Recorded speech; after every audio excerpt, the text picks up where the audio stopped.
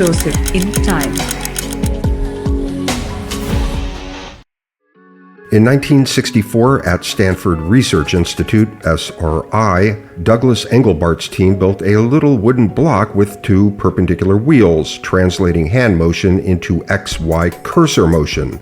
By 1968's mother of all demos, the mouse was steering on-screen editing, links, and windowed views inside Engelbart's NLS online system, running atop the OS and often paired with a corded key set, because efficiency was then and is now religion.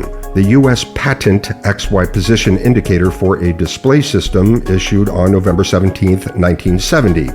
The mouse wasn't invented for icons and desktops. It was invented to let a human point at what the computer was showing. In the 1970s, Xerox PARC, for Palo Alto Research Center, made that pointing feel like a new kind of computing. In the 1980s, Apple made it the default. In 1971, ARPANET is young, and Bob Thomas at BBN, Bolt, Beranek, and Newman, one of the network's builders, lets loose an experiment called Creeper on DEC PDP-10s running the 10x time-sharing system.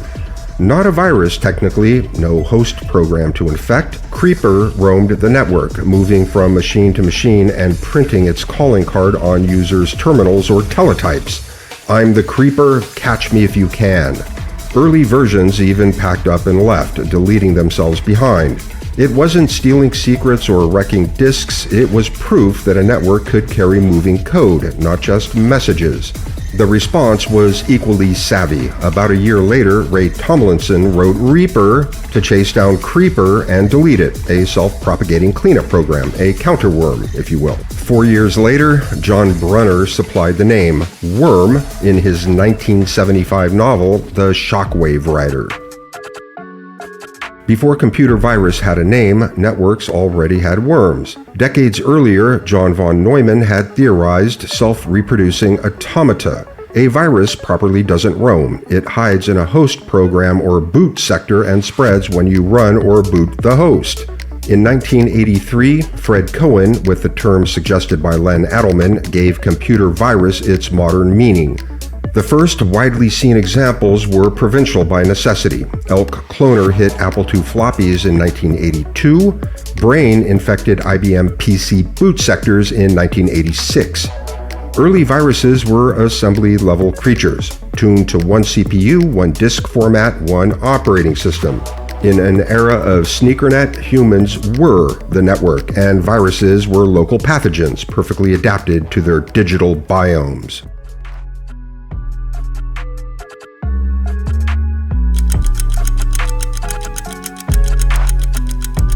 We are closer in time to the Elk Cloner, often cited as one of the first in-the-wild viruses on a mass-market personal computer, than we are to Creeper, the first computer worm, by about 11 years. And we are closer in time to the first computer worm than we are to the first computer mouse by about 7 years. By the 1940s, engineers and inventors had been blaming bugs, albeit figuratively, as causes of various malfunctions for decades. In the late 1800s, Edison spoke of bugs and bug traps. A 1924 telephone company cartoon joked that a bug hunter was just a repairman, and a 1931 ad bragged that their mechanical pinball machine, Baffleball, was free of bugs. Then, on September 9, 1947, the Harvard Mark II, an electromechanical relay computer, produced a wayward moth who might have otherwise sued for defamation, lodged in a relay. The crew taped it into their logbook and deadpanned first actual case of bug being found. Grace Hopper, a Navy lieutenant in Harvard's computation lab, didn't coin the word, but she retold the story until computer bug and debugging stuck. The Elk Cloner virus is closer in time to the first literal computer bug than we are, at the making of this video 2026, to the Elk Cloner's release by about 9 years. Thanks for watching.